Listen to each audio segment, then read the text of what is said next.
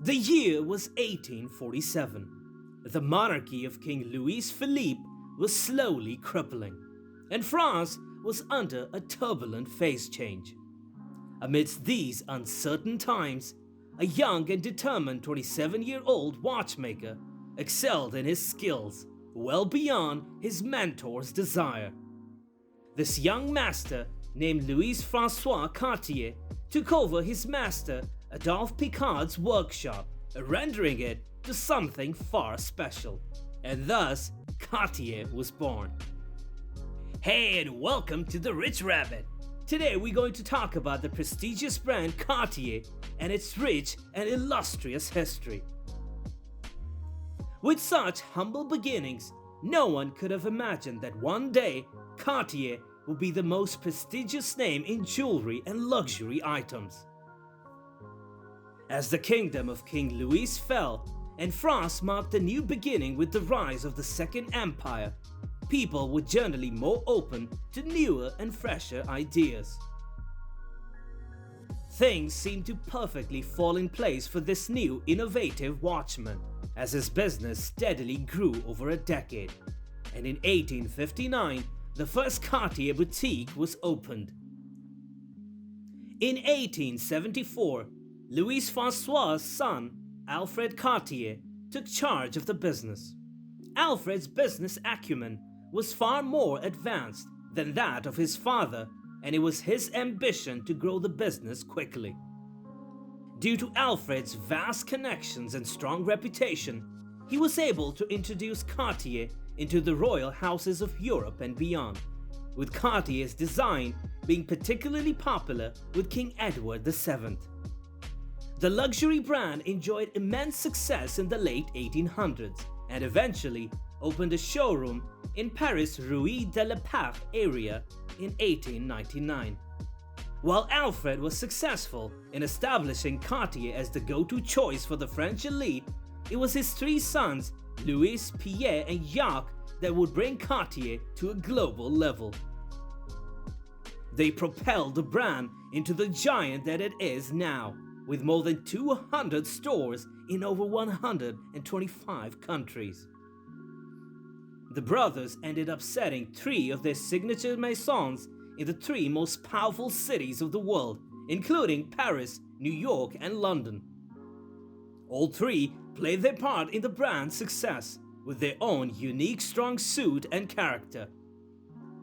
Louis, the oldest son, established trusting relationships with a number of extravagant yet philandering men in and around Europe. Pierre, the second son, was a born networker with a knack for understanding the desires of the elite. After marrying a wealthy American socialite, he set his sights on bringing Cartier to New York. Two specific jewels would ultimately ensure Cartier's premier status in New York: the Hope Diamond and a rare double-strand pearl necklace. Pierre purchased the infamous Hope Diamond and quickly went on to offer it to a wealthy socialite, in which a very public negotiation ensued that dominated tabloids. Years later, Pierre used the stunning $1 million pearl necklace to snag a coveted piece of real estate on Fifth Avenue, which would become the Cartier townhouse. Jacques Cartier was the youngest brother and the least interested in jewelry at first. He originally aspired to be a Catholic priest until he met Nellie Harges, an heiress whose father worked with J.P. Morgan. Nellie's family, unconvinced of Jacques' suitability, persuaded the couple to go their separate ways for 1 year. If the couple still wanted to marry at the end of the year, the family would support it. To distract himself from the prolonged separation, Jacques immersed himself in his work. His part of the global map was England and the colonies, so he traveled to India and made connections with gem-loving Maharajas and immersed himself in the jewelry. His travels helped to inform Cartier's signature Eastern-influenced aesthetic. During this continuous evolution of the company, Cartier had gained its name for its perfection, besides making fancy pieces. As the time passed, the history of Cartier got richer and much more significant. Adding to the elegance, some of the most unprecedented, bold, and fresh designs become the speciality of the brand. Many compared Cartier's designs with poetry of some of the best writers. The original designs, including Tutti Frutti necklace and bracelets for the Maharaja of Patiala, kept you astounded with their creativity and elegance. The graceful yet light-weighted Belle Epoque garland necklace in platinum for King Edward VI and the big cat jewels for the Duchess of Windsor were considered of unworldly beauty. Such inspirational and revolutionary ideas are what define Cartier even to this day, with its worldwide operations in more than 200 stores in 125 countries. In 1942, things took a dark turn for the company, as Louis, the company's then leader, passed away. His ideas and imagination grew the brand into what it is today, as the company did not let his creativity and legacy die out with him. Thanks to the inspiration of Alain Dominique Perrin and Jean Toussaint, Cartier continued to flourish, introducing the almighty panther, a symbol of Cartier, into the jewelry and watch line. Cartier remained under family control from its founding in 1847 until 1964.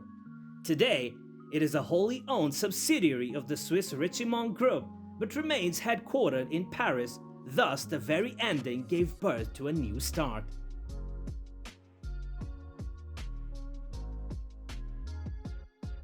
In the early 20th century, the pocket watch was the standard wearable timepiece. Fine for more leisurely pursuits, but not ideal for men of action like Brazilian aviation pioneer Alberto Santos Dumont, who needed a hands-free way to check the time during his flights. He turned to his friend Louis Cartier, who came up with a solution, an extravagant piece named after his friend. The Santos Watch featured a large contrasting dial, making it easy for Dumont to read at a glance without losing focus on his plane's controls. The Santos Watch went on sale in 1911, and Santos Dumont's celebrity status helped propel the wristwatch towards being a popular must-have fashion accessory for men at the time. Yes, the tank wristwatch does indeed owe its origins to the military tank. The name and design were inspired by the Renault FT-17 tanks, which Louis saw rolling past his window during World War I. The watch somehow manages to be both rectangular and square, borrowing lines from its namesake, and has remained part of the Cartier catalog since it was created in 1917. The tank has had a legion of A-list celebrity wearers, including Jacqueline Onassis, Andy Warhol, and most recently, Michelle Obama.